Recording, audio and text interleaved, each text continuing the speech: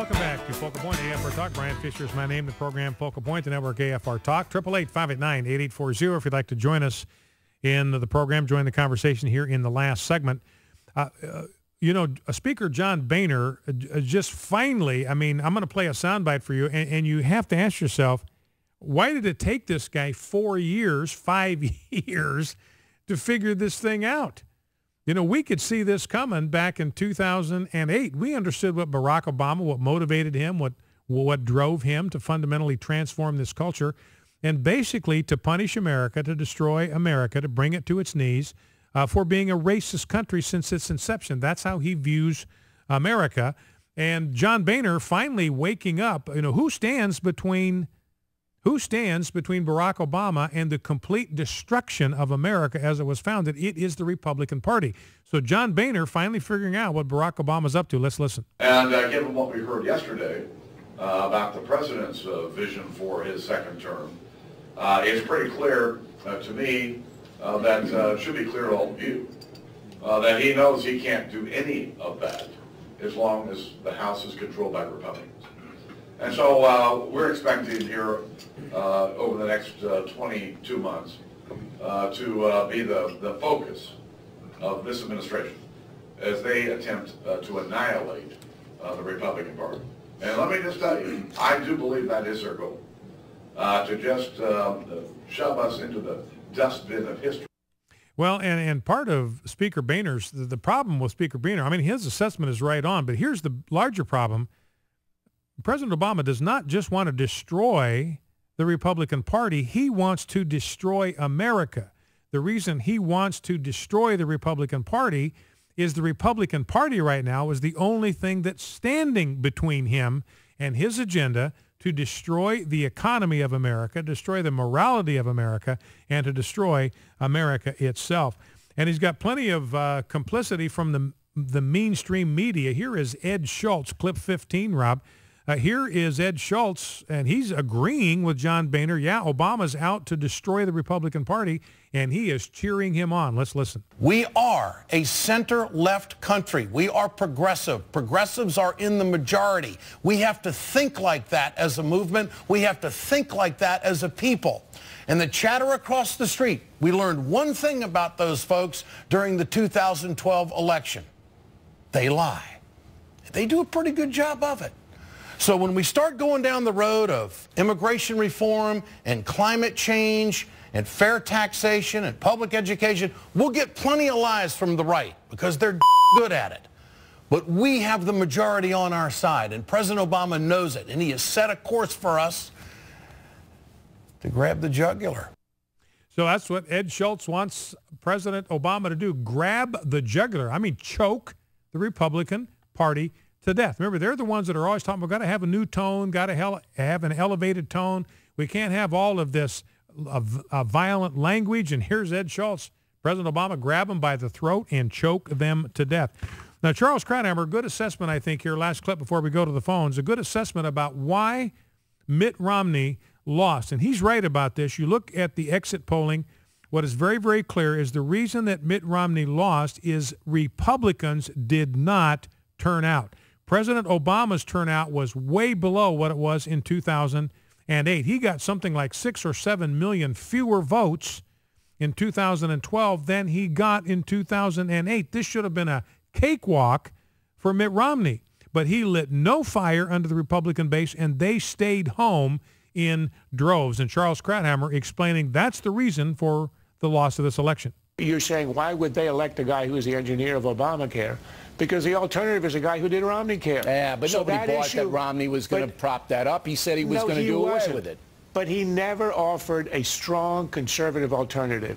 If you had run a Reagan, who I admit is exceptional in his charisma and be able to explain things, but Reagan would have won. Those were conditions that Republicans lost the election, and they lost it because they couldn't make the case. The case is there to be made, and they need a candidate who will make it. I think the country would respond. And I think Charles Krauthammer is exactly right. We lost because we didn't have a conservative carrying the conservative mantle. We had a moderate who could not make a case, compelling case, persuasive case for conservatism. Conservatism was a second language. It was a foreign language to Mitt Romney. And so it's imperative then for the conservative cause is that the same mistake is not made in 2016.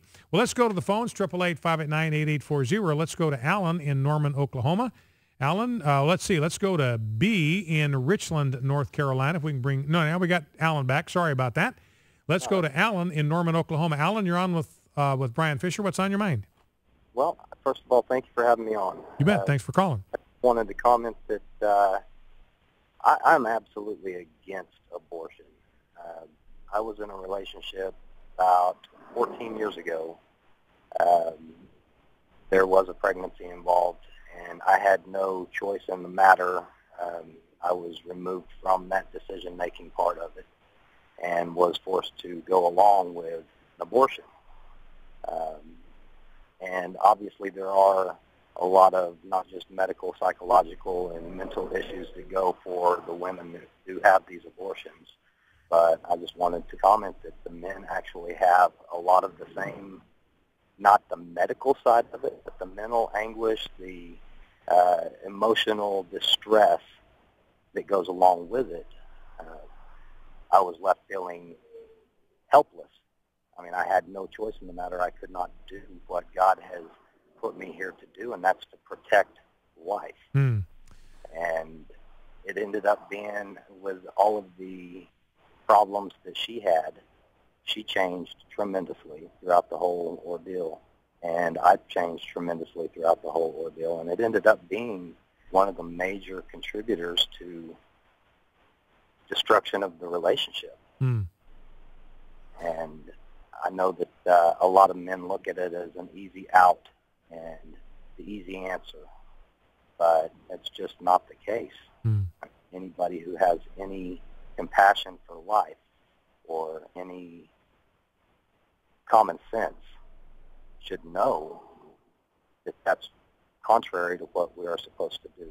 All right, Alan, listen, I appreciate your call very much. Thank you for your transparency. And one of the issues, we talked about this with Ann Reed a couple of weeks ago. She's got a piece in the AFA Journal. I encourage you to subscribe to afajournal.org, which is an article that talks about the impact of abortion on men, which is rarely considered, it's rarely talked about, it's rarely discussed. But Alan's saying, look, there's a real impact. And the Supreme Court has said, look, to the fathers, you have no say in this. Supreme Court said you can't have any role in this. You can't be a part of the decision-making process.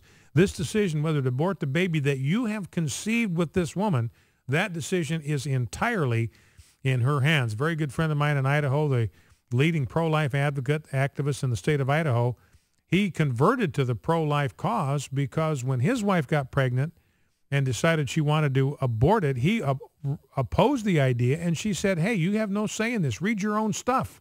Because he had been a pro-abortion activist prior to that, and he was completely excluded from that decision, had no say on whether his child lived or died. Let's go to B in Richland, North Carolina. B, you're on Focal Point. What's on your mind? Thanks for taking my call. My husband was born out of wedlock, but that was 50 years or more ago. And his mother didn't want him, but they didn't do abortions then. And so she took him to his grandpa. She married another man when he was about a year old. And the man didn't want him that she married, and she gave him to his grandpa, and his grandpa raised him. And he became a very good and nice and well thought of person. And he did great. And if his grandpa hadn't raised him and they'd done abortions in them days, he would not have survived. But his grandpa took him and raised him. And then his half-sister that her mother had by the man she married, his mother had by the man she married, she was expecting a baby, and she wasn't but 15 or 16 years old. And the man that her mother and her daddy throwed her clothes out of the house, and she had to leave, and she went to a house where there was an old woman living by herself, and this old woman took her in and delivered that baby, kept her there and delivered the baby, and the baby girl's name was Reba. She was very healthy, and a beautiful girl, and still is. She's still living. And this old lady took her in, and she delivered that baby, and Reba's living today, and she has 2 children of her own, and her mother's still living, but they didn't do abortions many years ago. Well, and that shows you, and I appreciate the call, B, and that just shows you when you have a culture where public policy, where law, where expectation are all on the side of life, the possibilities that can exist. Let's go to Ben, Greensboro, North Carolina. Ben, last call of the day, got about 30 seconds. What's on your mind? Mr. Fisher. Yes, sir. Let me share with you what's so dangerous about Barack Obama. I'm a black man, and I'm African American.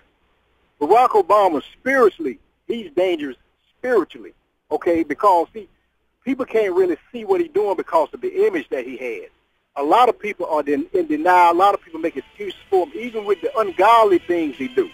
He's actually ushering in a culture or ushering in ungodliness at a level from his perspective of the power that he has to actually cause the final blow on America. With this abortion, homosexuality, all this stuff is basically under population control. And it's going to kill, it's killing the people that he actually supposed to be of the lineage of, as far as black people, right?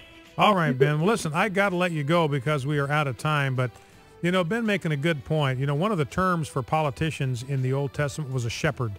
They were responsible as politicians to shepherd, protect, and care for the life of their people. And right now, I would submit we have a president who is not doing that. Here's your blessing for the weekend. Now may the Lord of peace himself give you peace at all times in every way. The Lord be with you all. See you on Monday. The views and opinions expressed in